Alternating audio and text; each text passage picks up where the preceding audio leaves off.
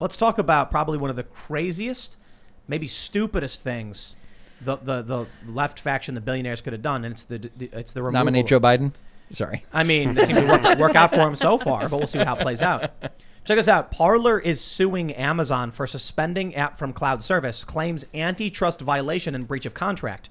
Parler is seeking temporary relief after being blackballed by Amazon Web Services. A lot of people, actually, let me slow down. If you're not familiar, Parler is very much like Twitter, microblogging platform where you get followers, you can make posts, and it was fast growing, probably the fastest. It was the #1 app on iTunes. It was removed by iTunes and by Apple and Google. It was then banned by Amazon Web Services. The interesting thing, a lot of people said, why would Parler use Amazon Web Services? That's such a dumb thing to do, because of course they'll ban you. That you need to find your own web, servers or web hosting. Gab, which is also a microblogging platform, created their own hosting system and they're building their own infrastructure. So why would Parler use Amazon? In fact, I think it was the smartest thing they could have done, because they had a contract with Amazon that if they're going to be terminated, they get 30 days, which is enough time for them to solve their problems and move to a new provider. Mm-hmm.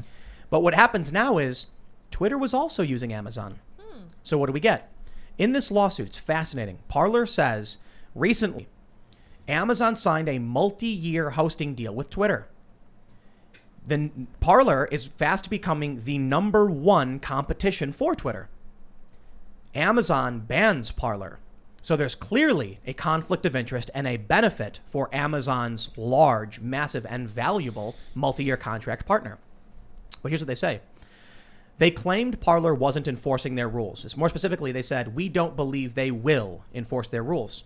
There was, I think, something like 60, I could be wrong. There was a small handful of posts that were inciting violence.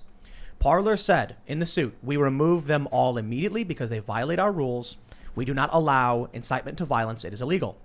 At the same time, when Amazon gave them 24 or so hours to move their entire platform, breaching the contract they had with them, Hang Mike Pence was trending on Twitter, and Twitter did nothing. And Amazon said nothing. No public statement, no threats to Twitter, nothing. We're also hearing that they're trying to claim that these people at the Capitol were organizing on Parler. Glenn Greenwald said that's not true. They organized on Facebook. Where was anyone going after Facebook? At this point, it should be obvious to everybody what's going on. We've seen it before with Patreon. This is really fascinating. When Patreon banned a bunch of people, they all flocked to Subscribestar, which was a competitor to Patreon. So what happened? Payment processing companies, I think like PayPal and Stripe, immediately severed services to Subscribestar, which shows what they're really trying to do is to protect their monopolistic power in Silicon Valley. There's no reason to ban Parler. It was a lie. It has nothing to do with threats. They just grab a few screenshots and they post them. But I tell you what, I can go on Twitter right now and probably find 10,000 death threats and violence. And I'll add one more to the layer. While this is going on, I have personally filed several complaints to Twitter over, let's just call it extremely abusive content directed at me, and they have not removed it. Can I now demand that Amazon ban Twitter? Because I have been trying to get stuff taken down that directly threatens me, and I'm going to leave out specific details as to what these posts are, but they are some of the, it's bordering, I don't want to say too much. I don't want to reveal too much about what's going on and why I'm having to report people, but it's serious. It's very serious threats. Twitter won't take them down. At least with Parler, there was, to sign up for a Twitter account, you just, have a fake email.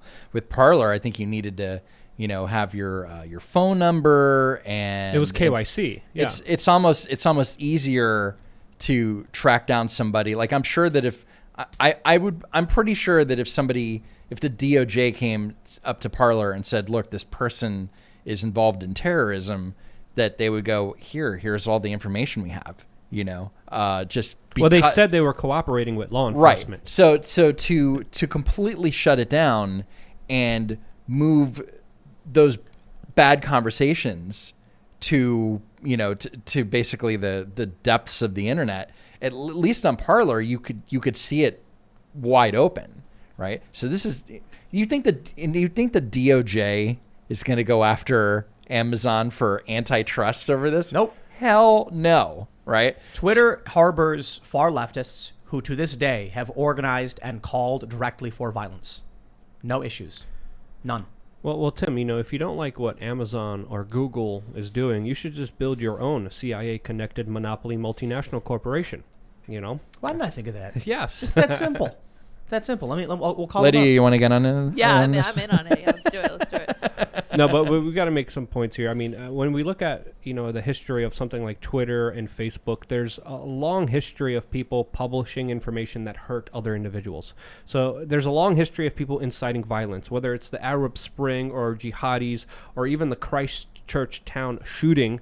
That was live streamed. There was a massacre live streamed by a tech company that allowed the video to go everywhere. So when we're talking about let's hold these companies responsible for what they're doing, that points back right at Facebook, that points back right at Twitter, but it essentially points back that no, we can't set up this kind of precedent where people are responsible because of what people do on communication lines. It's like the same as charging AT&T because some jihadi used their phone or used their company to talk to another jihadi. That makes absolutely no sense at all. What if you left someone a voicemail threatening them? Huh.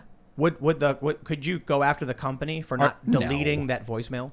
No, but also, remember, maybe in the last 2 years there was a group of current and former Border Patrol agents who had a Facebook group, and they were all yes, they were all sharing memes and stuff. And I think ProPublica came out and showed like all of three examples, out of tens of thousands of posts where they were attacking AOC, and they were vile and they were bad, and that's fine, but you can't then lump everybody in, right? But then you didn't go, well, Facebook was sharing that, so let's penalize Facebook.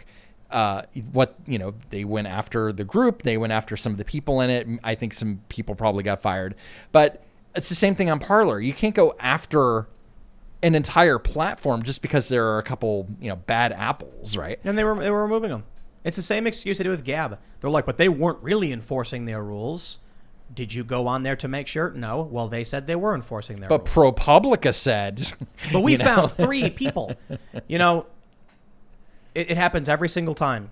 Build your own. I love it because now we're at the point where it's like every single vendor. Start your own legal firm. Okay. They lost their lawyers because as Michael Tracy said, the left liberal monoculture merging with the state. They have too much power. They control our lines of communication. They're controlling our commerce. You can't buy or trade if they ban you from online payment processing. What do?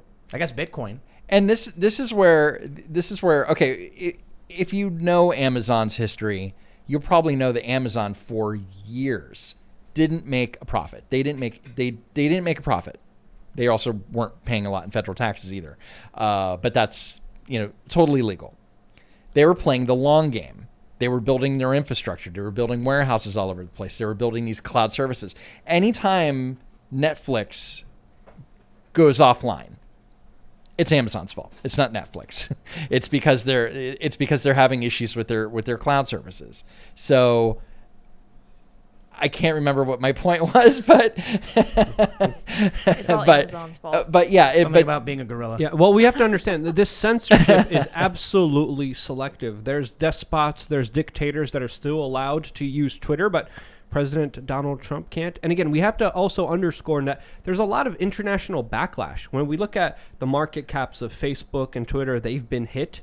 But there also have been some leaders, some presidents coming out and speaking out against this, including, I'm really shocked by this, Angela Merkel, the Chancellor of Germany, came out and she spoke out about how problematic it is for tech companies to have so much power that they're able to eliminate a president from even having a voice. So Look, did the wrong. Mexican president You're as well. wrong. No, you're wrong. Go ahead.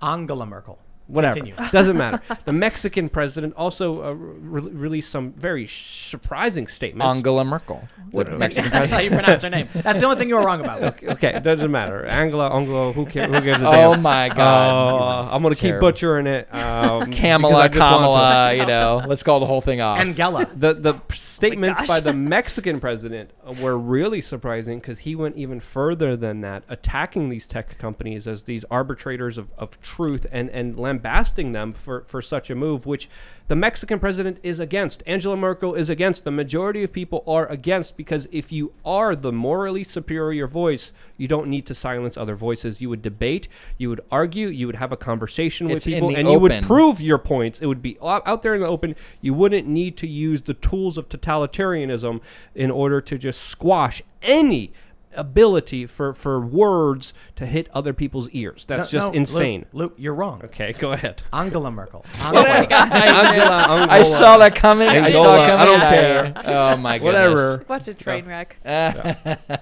But you get my point. But you're right about everything else. Okay. You're completely correct. Yeah.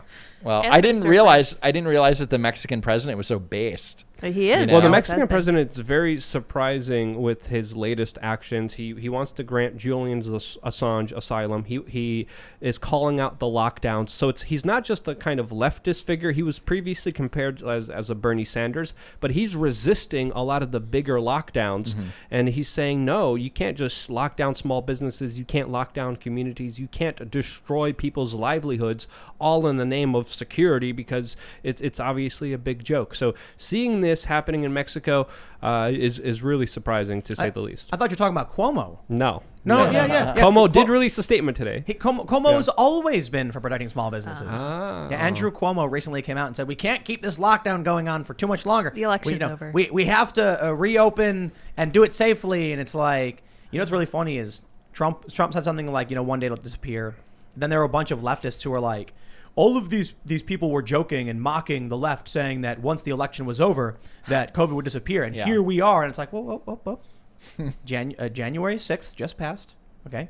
And now Cuomo has come out saying, time to reopen. Yep. And Biden, too. But the opening's going to be done based on your race, Yes. according to Joe Biden. Yep. So that's another whole issue to jump into. Timcast is a minority-owned company. That's true, yes. It is. Happy to work here. That's right. So we get to reopen, not like we closed. No, but he really did. Biden said it. He's like, we're going to be prioritizing, Native American, Black, Asian, Women. Latina. Didn't he say Latinx? I don't know. He probably did. Yeah. And then he said, and women, and then everyone else. And it's like, what is everyone else after that? White men. White men. Where's the Asians? He didn't even mention Asians. He didn't? No, I thought he he did did. not mention Asians. What? Nope. He didn't. Nope. He didn't say Asians. Wait, he probably didn't say Asians. He probably said like Pacific Islander. No, he didn't. No, he didn't. Boy. Nothing? What? Yeah. Unreal. Yeah, you're Well, screwed, Tim. No, but we didn't have to shut down anyway, so. Yeah. I mean, Whatever. We're okay. Yeah. We're fine. We still have a voice. Well, good for him. Thanks for checking out this clip from the Timcast IRL podcast. We do the show live Monday through Friday at 8 p.m., so come back to check us out when we go live. Don't forget to subscribe, hit the like button, hit the notification bell, and we are also available on all podcast platforms for free if you want to listen to us there. Thanks for hanging out, and we will see you all next time.